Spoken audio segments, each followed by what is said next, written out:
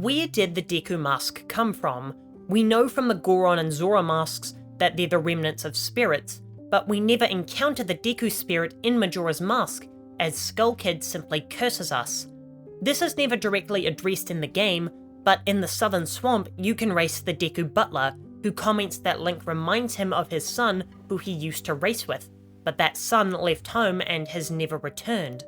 This implies that Link is wearing the mask of the Deku butler's son, and he was murdered by Skull Kid, and he was turned into a mask. This might be why Link appears to be in so much anguish when he transforms for the first time, because he's experiencing the pain and regret felt by the Deku scrub. Of course, that isn't confirmed like the rest of the moments in this video, but I thought if it's true, then it should definitely be the headliner, although this isn't a ranking by any means. While Majora's Mask is seen as the saddest Zelda game, I think that the ending of Link's Awakening is more melancholic than anything we see in Termina. There's nothing in storytelling I hate more than the "it was all a dream" ending, but Link's Awakening does it quite well. By only having a new cast of characters, it doesn't erase any of the character development from established characters like Zelda and Ganon, and since Link is the one dreaming, he takes all his memories and experiences on Koholint with him, so to Link the game was real. But what's tragic about this ending is that we know we're on a quest that will destroy Mabe Village and all the kind and colourful characters who helped us on our journey, and we can't or won't tell them that, as the game continues to pull on our heartstrings by giving us beautiful moments with Marin. So when we're forced to destroy all of this beautiful place with all these wonderful people, it felt painful, as the world still needs its hero of legend to defend them in the Oracle games, but maybe there was a timeline where Link decided to live on the island and stay with Marin, a fitting retirement for the hero who saved the world.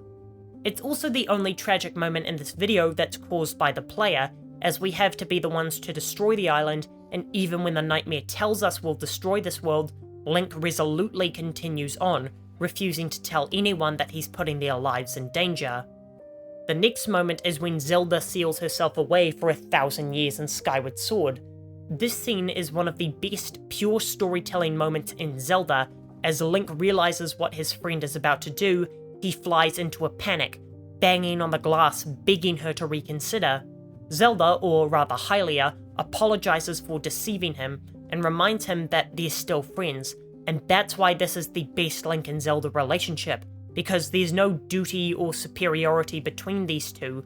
These incarnations genuinely cared about each other, and when Link is confronted with the knowledge that his friend is about to experience an endless void for thousands of years, he breaks down, because these are the only two versions of them that definitely loved each other. It's such a wonderful and tragic story moment that they decided to reuse the same plot point for Tears of the Kingdom, and I suppose if it ain't broke, don't fix it. This next one is purely gameplay based. There's no cutscene or dialogue, but it's absolutely frightening to behold.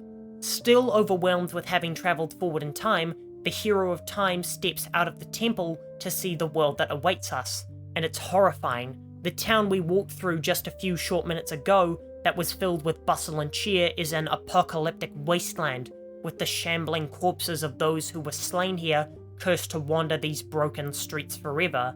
It's almost like stepping into a proto-Silent Hill, a town where all the joy has been sucked out, and what remains is a desolate and twisted hellscape, with only subtle hints of happier times strewn about the filthy village. While it's a bit undercut by stepping out into a near-identical Hyrule field, for a moment your stomach turns, as you can only imagine what other havoc has been wrought on the verdant outskirts, but I suppose that would have been a bit extreme. The final moment I'm going to talk about comes from Breath of the Wild. After the devastation caused by the calamity, Link and Zelda have lost everything they ever cared about. They're fugitives on the run with nowhere to go. In the entire history of this legendary franchise, these characters have never faltered. They've certainly stumbled, experienced loss, and been defeated, but they've never completely broken down into despair. Zelda has always been a shining example of strong female characterization since Ocarina of Time, where she's always been the one to help Link take down Ganon and not be rescued by him. And now, for the first time, we see a version of her that can no longer handle the stress of what's happening, and how she blames herself for something so horrific. It's a feeling that truly rattles us, as she has always been calm and never panicked. This sells the gravity of Breath of the Wild, which is why I'm certain this shot was included in the trailer for the game. I'll be back in 2 days. In the meantime, here's a video on why the Ancient Cistern is the best Zelda dungeon of all time.